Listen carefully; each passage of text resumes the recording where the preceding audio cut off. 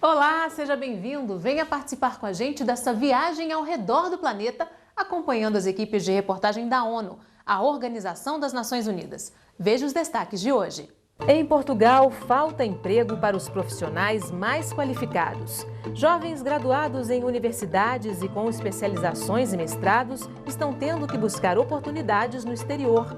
Situação que pode ameaçar a qualidade de vida e o desenvolvimento do país nas próximas décadas. Países ao sul do deserto do Saara, na África, já sofrem com as consequências. Em Burkina Faso, no Sahel, agricultores tentam adaptar as plantações aos eventos climáticos extremos. Reduzir a distância entre as diferentes etnias, dando condições iguais de acesso à educação para todas as crianças. Essa é a base da política educacional que está sendo implantada no Vietnã, com benefícios para milhares de famílias. Tudo isso aqui, no Ao Redor.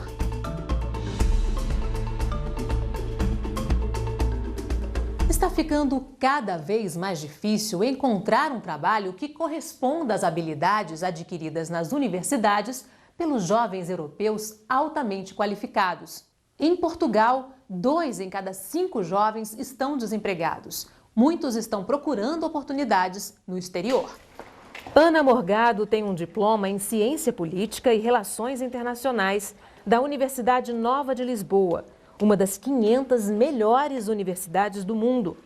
Mas, assim como milhares de jovens portugueses bem instruídos, Ana perdeu o emprego e ainda não foi capaz de encontrar outro. As perspectivas de futuro dela estão mudando.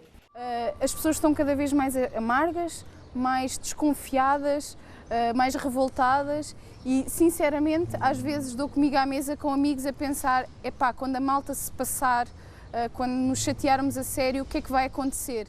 De acordo com a Organização Internacional do Trabalho, a OIT, os empregos seguros, que eram um modelo para gerações anteriores, pelo menos em economias mais avançadas, como a de Portugal, têm se tornado menos acessíveis para a população jovem.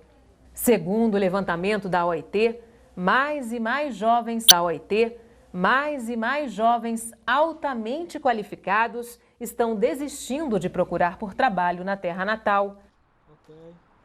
Eduardo Freitas é um deles. Ele tem mestrado em engenharia biomédica, mas perdeu o emprego há 9 meses e tem procurado por um novo desde então.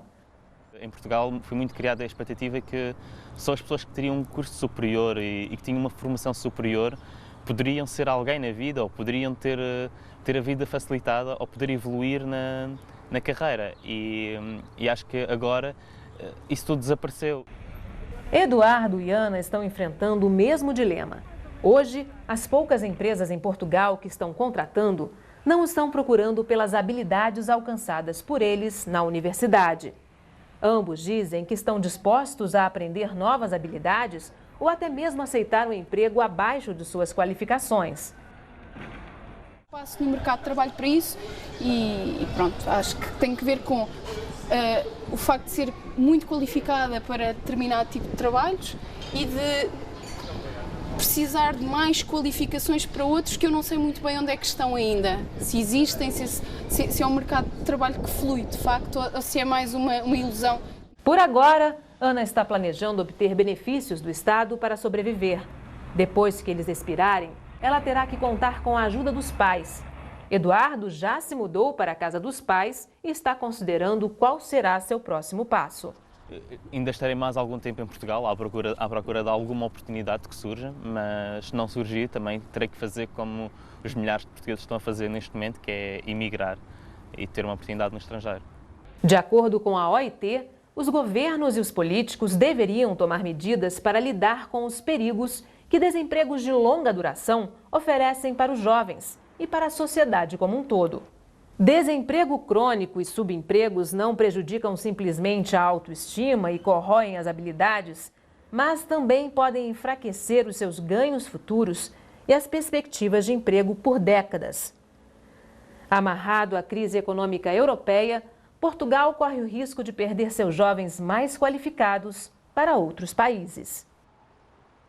Depois do intervalo, o assunto é mudanças climáticas. Você vai conhecer uma das regiões mais atingidas do mundo e as iniciativas para reduzir o impacto dos eventos extremos na vida de milhões de pessoas. A gente volta em instantes. Até já!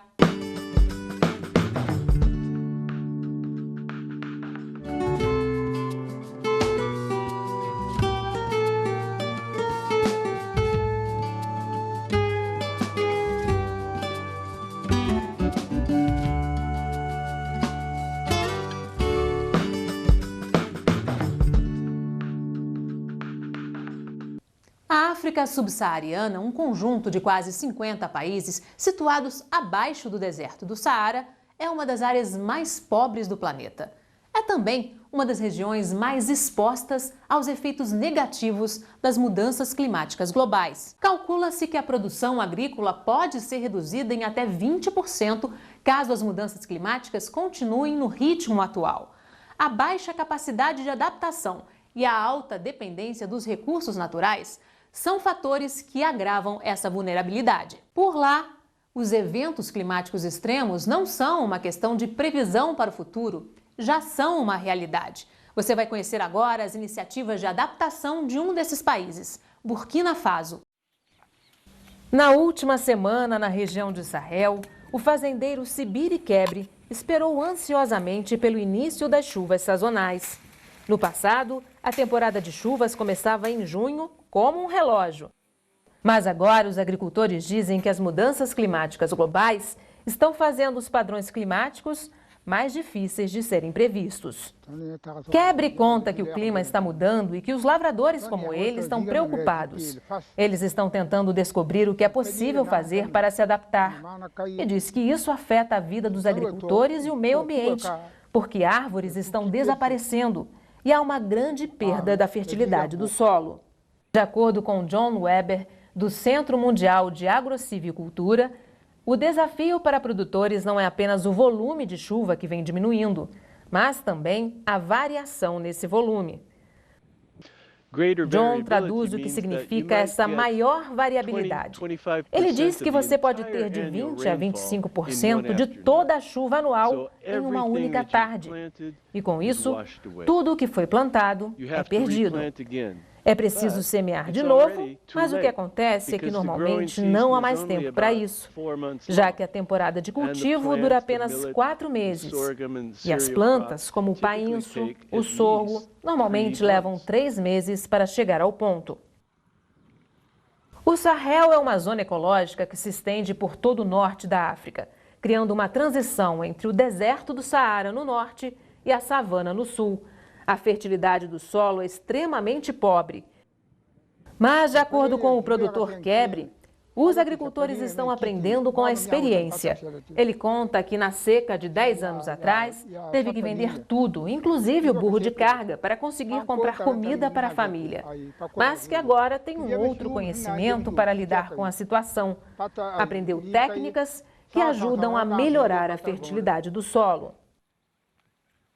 Para ajudar os lavradores a se adaptarem às mudanças climáticas, o Fundo Internacional de Desenvolvimento Agrícola tem financiado diversos projetos que treinam agricultores em técnicas de melhoramento de solo e retenção de água, como esses poços, com formato de meia-lua, cavados no solo. Quando a chuva cai, eles seguram a umidade de maneira mais eficaz. Além disso, o estrume adicionado no fundo desses poços aumenta a fertilidade do solo. A esposa do agricultor Kebre utiliza os restos das podas das árvores que crescem no campo onde em breve será plantado painço. Depois, Kebre usa as cascas para amarrar fardos de palha para tecelagem. O coordenador do programa do Fundo Internacional de Desenvolvimento Agrícola diz que mais de 150 mil hectares de terreno foram recuperados usando essas técnicas, que não estão apenas ajudando os agricultores a se adaptar às mudanças climáticas, mas também a aumentar suas colheitas.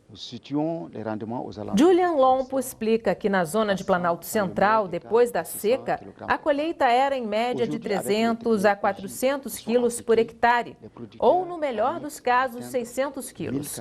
Hoje, com essas novas técnicas, a produção aumentou para 1.400 e 1.500 quilos por hectare. A diferença é mais que o dobro. De um dos pontos mais altos da cidade de Iaco, é evidente o impacto na paisagem do campo. Agricultores e cientistas concordam que não há espaço para complacência. Nessa parte do Sahel, cientistas preveem que as chuvas continuarão a diminuir em cerca de 310 milímetros por ano, a partir de uma média já baixa, de 500 milímetros. Por enquanto, quando a chuva finalmente chegar este ano, agricultores como Kebre estarão preparados. A gente faz mais um intervalo e na volta o assunto é educação. O programa de inclusão das minorias étnicas já começa a fazer diferença no Vietnã. A gente volta já já.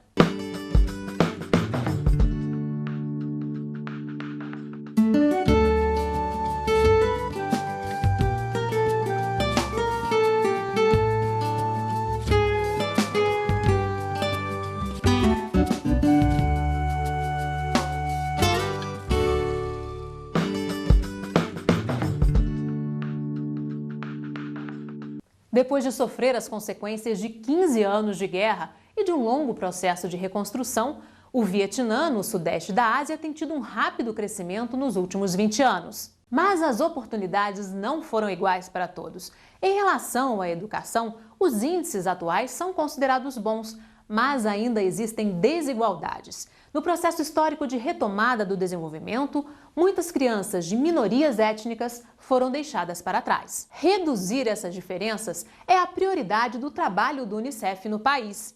A meta é garantir o acesso a um ambiente educativo acolhedor para que todos possam alcançar seus potenciais. Internato Tuat Tang, alto das montanhas da província de Dien Bien, norte do Vietnã. Giang Thi é uma das mais de 300 estudantes da etnia Hmong. Ela está aprendendo a ler e escrever em vietnamita, que não é a sua língua natal. Essas são apenas algumas das milhares de crianças de minorias étnicas da região que estão recebendo o apoio do Unicef, Fundo das Nações Unidas para a Infância. A vida escolar é um equilíbrio entre deveres e diversão. Os estudantes têm bastante tempo para brincar e cuidar da horta. Essa escola é um lugar seguro onde as crianças podem prosperar. A chefe de educação do Unicef na região, Mitsui Uemura, diz que muitas crianças de minoria étnica vêm de famílias muito pobres e nem conseguem ter acesso à educação, assistência médica, boa nutrição, água e saneamento. Elas também são frequentemente negligenciadas, abusadas ou forçadas ao trabalho infantil e ao casamento precoce. Em um almoço simples, os familiares se mantêm a par do que aconteceu durante a semana. O pai da estudante, Giang Phong, diz que espera que Mi continue com os estudos para que ela consiga se tornar uma professora. O movimento em direção a uma educação de qualidade se reflete no nível nacional. A política educacional do governo vietnamita inclui prover refeições e acomodações em pequenas pensões para educação, entretenimento e esportes. Giang Thi conta que gosta muito de ir para a escola. E esse não é um caso isolado. A satisfação de Mi representa a mudança no padrão educacional que está fazendo diferença na vida de milhares de jovens.